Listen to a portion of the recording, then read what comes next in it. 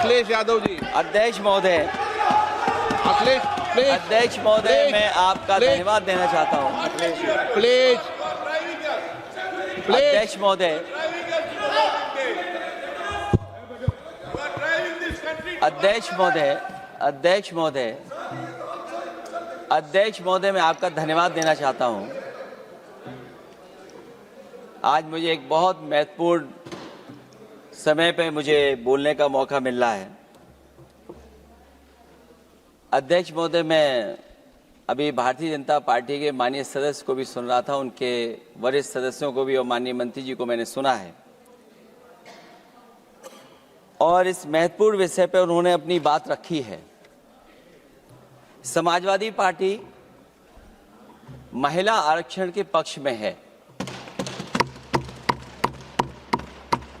और समाजवादी पार्टी का इतिहास रहा है कि हम लोगों ने हमेशा महिलाओं को आगे बढ़ाने के लिए काम किया है। हमारे नेता जिनकी विचारधारा पे हम लोग आगे बढ़ रहे हैं, डॉक्टर राम मनोहर लोहिया, उन्होंने हमेशा जेंडर जस्टिस और सोशल जस्टिस की बात की है। हम समाजवादी लोग जेंडर जस्टिस और सोशल जस्टिस के पक्ष में हैं और महिलाओं का आरक्षण 33% हो उसके भी पक्ष में हम लोग बोल रहे हैं। और ये लड़ाई हमारी निरंतर चल रही है और कहीं न कहीं आरक्षण हमारी पीढ़ी के आह्वान को और मजबूत कर रहा है। लेकिन जिस तरह की बातें हमें सुनने को मिल रही हैं, अब भारतीय जनता पार्टी नारी को नारा बनाने की कोशिश कर रही है। भारतीय जनता पार्टी इस आरक्षण को लेकर के भाजपा अपना नारी का नारा बनाना चाहती है और बदलने की कोशिश कर रही है। जिन्होंने नारी को अपने संगठन में नहीं रखा, उनके मान सम्मान के लिए कैसे रखेंगे? और अगर ये बात गलत है, अध्यक्ष महोदय, जिस पेरेंटल संगठन से आप निकले हैं उसमें मान सम्मान के लिए संगठन में कितनी नारी हैं ये बता दें आप। और इनका, क्योंकि पिछले कई वर्षों से अध्यक्ष जी ये सरकार में है और मैं सुन रहा था माननीय मंत्री जी को मैं सुन रहा था, उन्होंने बहुत सारे योजनाएं, बहुत सारे कार्यक्रमों की जानकारी दी। लेकिन अगर हम दुनिया के आंकड़े देखें, जेंडर इक्वलिटी में हम कहां खड़े हैं? हम 146 में 127वीं जगह पर खड़े हैं। और अगर हम इनके खुद के सरकारों को देखें अगर, तो अध्यक्ष महोदय, इनके 21 जगह सरकारें हैं। 21 जगह यूनियन टेरिटरी और स्टेट मिलाकर के और सहयोगी दलों के साथ मिलकर के 21 सरकारें इनकी हैं। भारतीय जनता पार्टी ये बताए कि उनके 21 स्टेट में जहां सरकारें उनके सहयोगी साथियों के साथ चल रही हैं, कितने मुख्यमंत्री इनके बने हुए हैं? कितनी महिला मुख्यमंत्री बनी हुई इनकी? जीरो। और जो दिल्ली की बनी हुई हैं, हालांकि वो हाफ चीफ मिनिस्टर हैं और वो भी महिला होने के नाते केवल हाफ चीफ मिनिस्टर हैं। नहीं, अधिकार कहां है?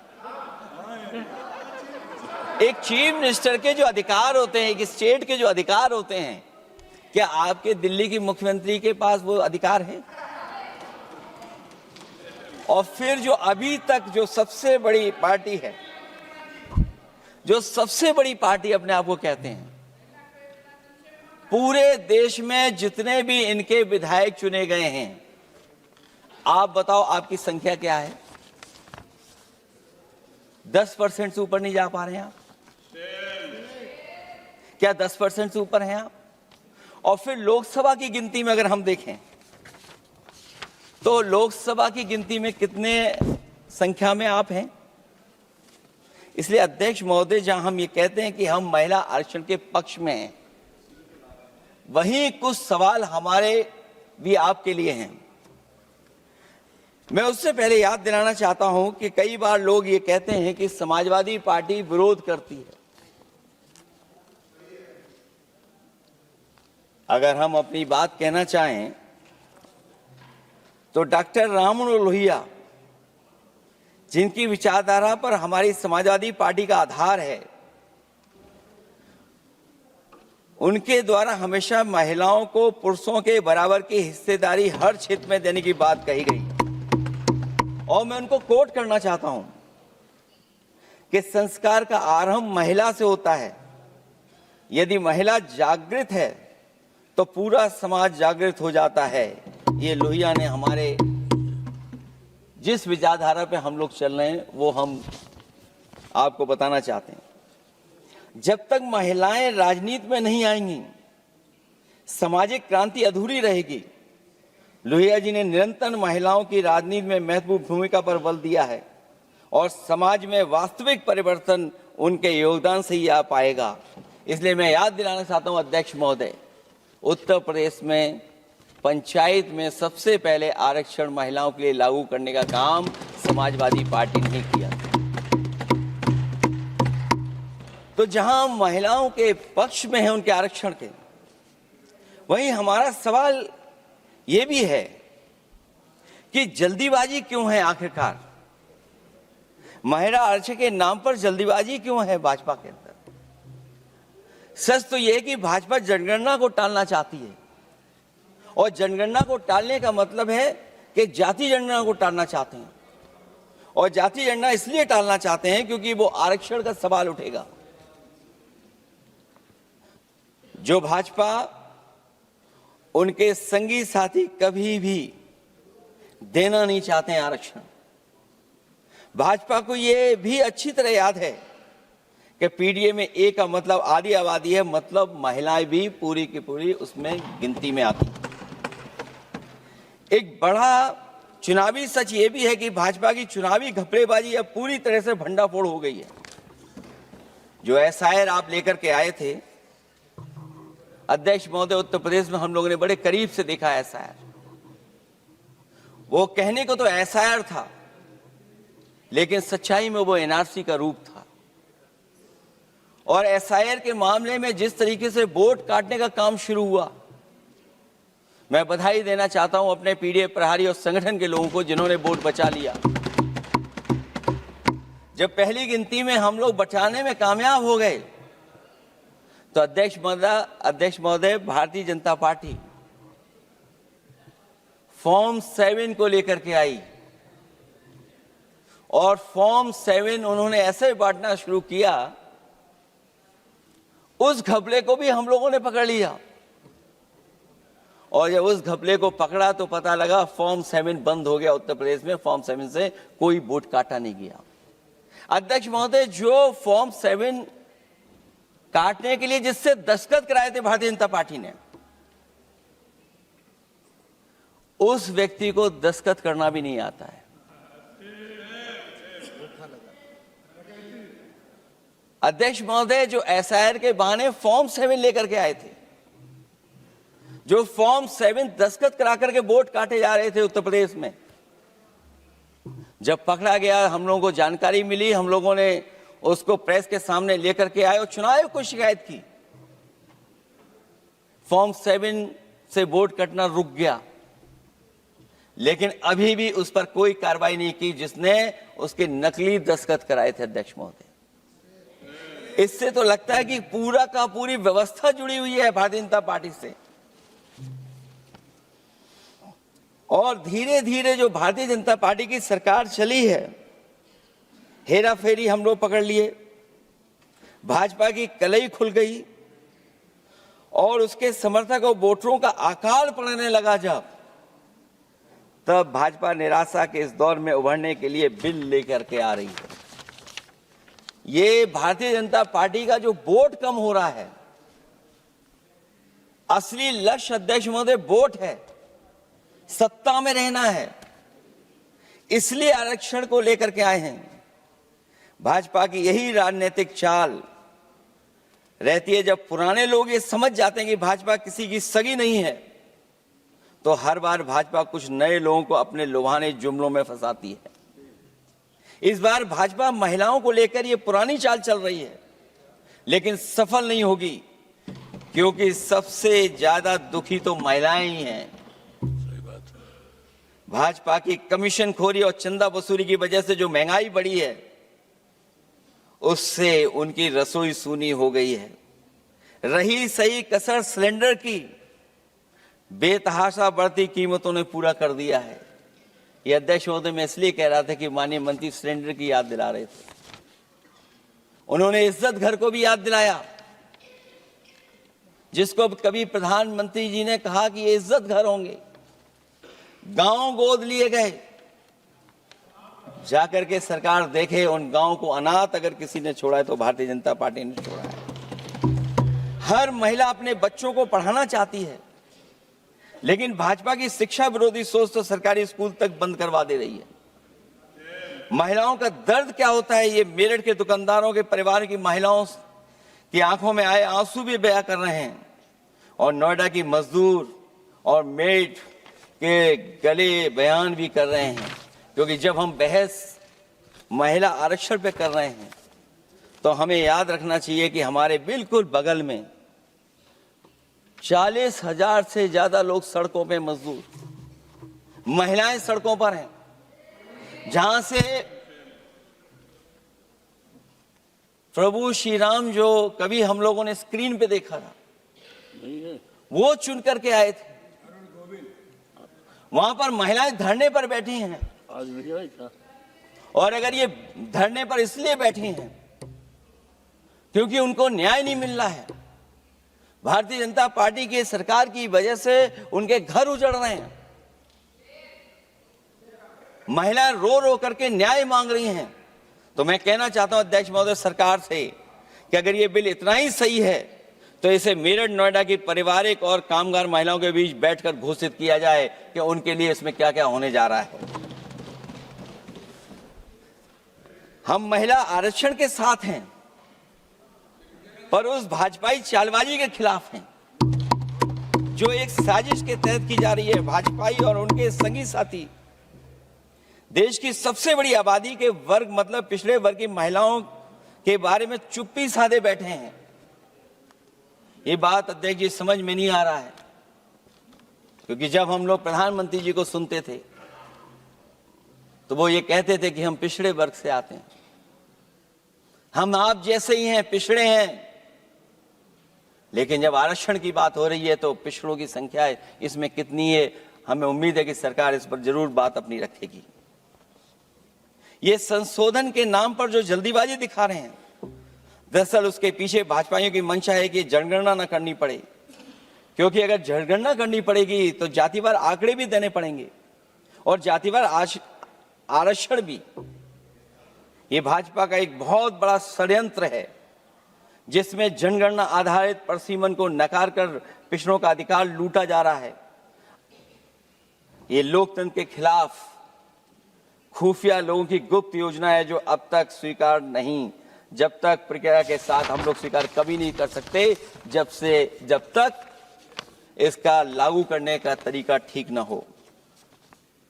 अगर पिछड़ों की आबादी कम से कम अगर हम गिन लें कि 70%, 80% से ज्यादा है, अध्यक्ष महोदय, अगर हम उनको 66% मान लें, तो इनकी आबादी कम से कम पिछड़ों की 33% होगी, आधी आबादी की जनसंख्या, जिनके हक की बात तो है ही नहीं इसके अंदर। इसका मतलब यह हुआ कि पिछड़े वर्ग की 33% महिलाएं, उनको हक देना नहीं चाहते ये लोग, हक उनका छीनना चाहते हैं। और फिर जो डिलिमिटेशन का साथ साथ लेकर के आए हैं, ये डिलिमिटेशन क्या है? अध्यक्ष महोदय, ये डिलिमिटेशन है कि इलेक्टोरल मैप को बदलते हैं। हमारे पूर्व में कांग्रेस के सदस्य ने ठीक कहा है कि जब डिलिमिटेशन की बारी आई तो इन्होंने पूरी रणनीति बना करके कि किस तरीके से लोकसभाओं के क्षेत्र बनाए जाएं, क्षेत्र कैसे बने जिससे कि उन्हीं को पॉलिटिकल लाभ मिले, वो हम लोगों ने आसाम में भी देखा और जम्मू कश्मीर में भी देखा है। इसलिए हम चाहते हैं कि पहले जनगणना हो और जनगणना जब आंकड़े सही आ जाएंगे अध्यक्ष महोदय, तब जाकर के डिलिमिटेशन ठीक होगा।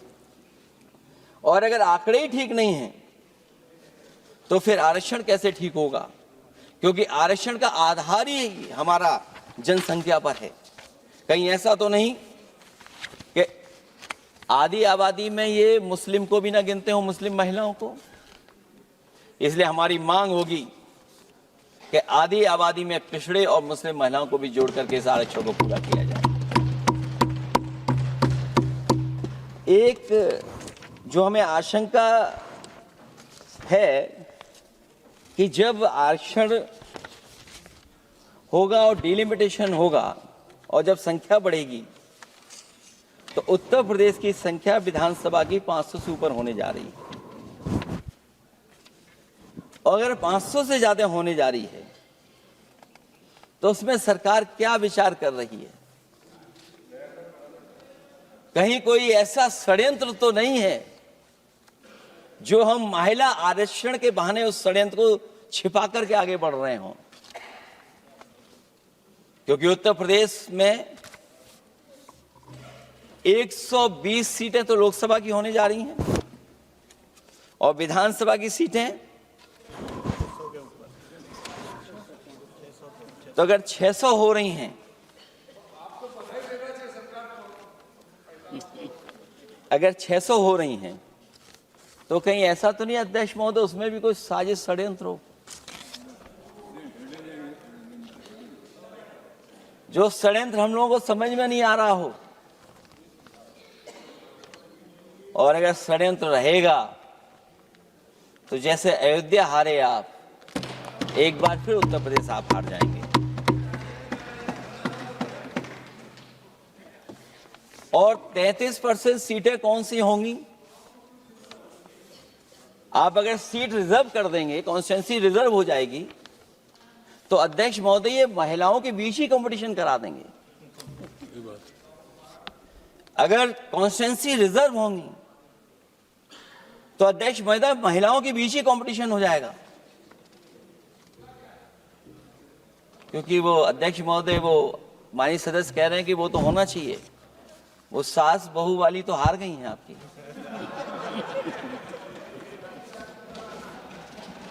तो अगर पार्टी को ये मौका मिलेगा तो न केवल कंपटीशन से हम बच सकते हैं बल्कि संख्या महिलाओं की लड़ने की ज्यादा होगी।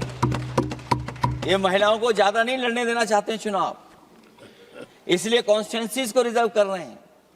अध्यक्ष महोदय, हमारा पक्ष है, हमारी मांग है कि ये जो लागू हो आरक्षण वो पार्टी को मौका मिले, पार्टी लड़ाए उनको, पार्टी संख्या तय करे। इसके साथ साथ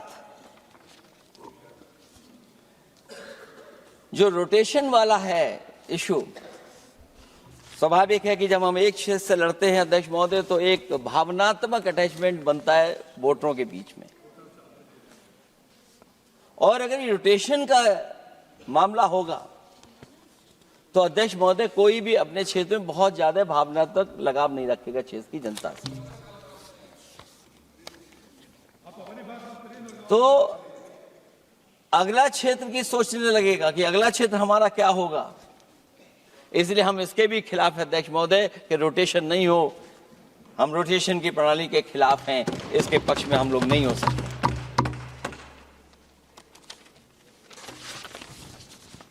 इसलिए अध्यक्ष महोदय हमारी मांग होगी कि पहले सेंसस कराए, जनगणना कराई जाए। और अगर ये जनगणना नहीं कर रहे हैं तो इसका मतलब धोखा दे रहे हैं। क्योंकि पुराने बिल में जो हम लोगों ने बात देखी और रखी थी उस समय वो यही था कि जनगणना करा करके महिला आरक्षण बिल आएगा। लेकिन ये लोग 2011 का लेकर के आ रहे हैं। इसका मतलब इनकी पूरी तैयारी है कि कौन सा लोकसभा क्षेत्र कैसा होगा। इनके गुप्त लोगों ने वो कहीं ना कहीं नक्शा बना करके रखा होगा, जिसको आरक्षण पास होते ही, बिल पास होते ही लागू करने की कोशिश करेंगे। और जो और सुधार होने चाहिए महिलाओं के, जो सुधार होने चाहिए, उन सुधारों पे इसमें बिल में कोई विशेष योजना या विशेष बात नहीं हो रही है। बिना उनके लिए लाभ पहुंचाए, सस्तीकरण किए, शायद हम पूरा उनको हक नहीं दे पाएंगे। मैं अध्यक्ष महोदय आपसे यही निवेदन और अपील करूंगा कि पिछड़ों को, माइनॉरिटी को, खासकर मुस्लिम महिलाओं को आरक्षण दिया जाए।